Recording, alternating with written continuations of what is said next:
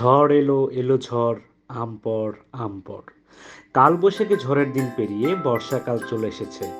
পাকা আমে বাজার সয়লাব, কাঁচা আম তেমন চোখেই পড়ে না। সিজন শেষের আগে কাঁচা আম পোড়ানোর শরবতের কথা মনে আসলো। কাঁচা আমের প্রসঙ্গ আসলেই মাথায় আসে হুমায়ুন আহমেদের জনপ্রিয় উপন্যাস বাদশাহ নামদারের কথা। যারা পড়েছেন তারা নিশ্চয়ই জানেন, দিল্লির সম্রাট বাবর বাংলার কাঁচা আম পোড়ানোর শরবতের প্রেমে পড়েছিলেন। পানিপথের যুদ্ধে ইব্রাহিম লোদিকে পরাজিত করে ফেরার পথে এই কাঁচা আম পোড়ানো শরবতের জন্যই সম্রাট বাবর জাতবিরতি দিয়েছিলেন। আজকে আমিও সেই কাঁচা আম পোড়ানো শরবত তৈরি করার চেষ্টা করব। আজকেই প্রথম, তাই শেষ পর্যন্ত কি হয় দেখতে থাকুন। শরবত তৈরি করার জন্য দুটি আম নিয়ে নিয়েছি। আমের গায়ে হালকা তেল মেখে নিলাম। এবার আপনাদের মনে প্রশ্ন আসতেই পারে, আমের গায়ে তেল মাখালাম কেন? কারণ একটাই, তেলের কারণে খোসা পুড়বে না আর ভিতর থেকে ভালোভাবে সিদ্ধ হয়ে যাবে। এবার চুলোয় পুড়তে দিলাম। আমাদের চুলোর অবস্থা খুবই খারাপ, আসলে ব্যাচলের বাসা তো, তাই একটু বুঝতে পারছেন।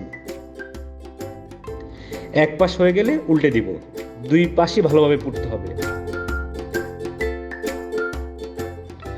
প্রিয় দর্শক, এই কাজ করতে করতে ফিরে গেলাম সেই শৈশবে। শৈশবে আমার নানি কলের আগুনে পুড়িয়ে এই শরবত বানিয়ে খাওয়াতো। ঢাকায় তো সেই ব্যবস্থা নেই, তাই গ্যাসের আগুনেই ভরসা। সারা দেশে যে গরম পড়েছে, এই গরমে পানি শূন্যতা রোধে কাঁচা আমের শরবত বেশ উপকারী। কাঁচা আম ভিটামিন সিতে ভরপুর। ভিটামিন সি সর্দি, হাঁচি, কাশি, নাক দিয়ে পানি পড়া, জ্বর লাগার বিরুদ্ধে কাজ করে। ইতিমধ্যে আমার দুটি আমই পোড়ানো শেষ, এবার শরবত বানানোর পালা। শরবত তৈরি করতে আমি শুকনো মরিচ, সর্ষে গুঁড়া, বিট লবণ ও পুদিনা পাতা নিয়ে নিয়েছি। দুটি আমই ভালোভাবে সিদ্ধ হয়েছে। খোসা ছাড়িয়ে আম দুটি একটি পাত্রে নিয়ে নেব।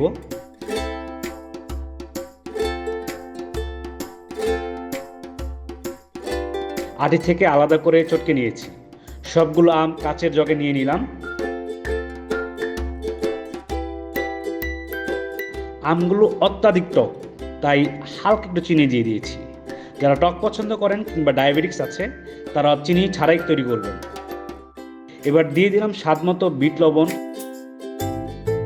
কিছুটা সর্ষে গুঁড়া আর শুকনো মরিচ। পুদিনা পাতা ছোট ছোট করে কেটে নিলাম, এর থেকে আলাদা একটা ঘ্রাণ আসবে।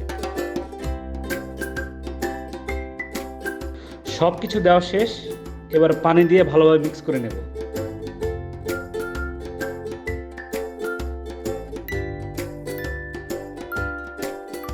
যাদের বাসায় ব্লেন্ডার আছে তারা অবশ্যই ব্লেন্ড করে নিতে পারেন, আমার নেই, তাই এই ব্যবস্থা।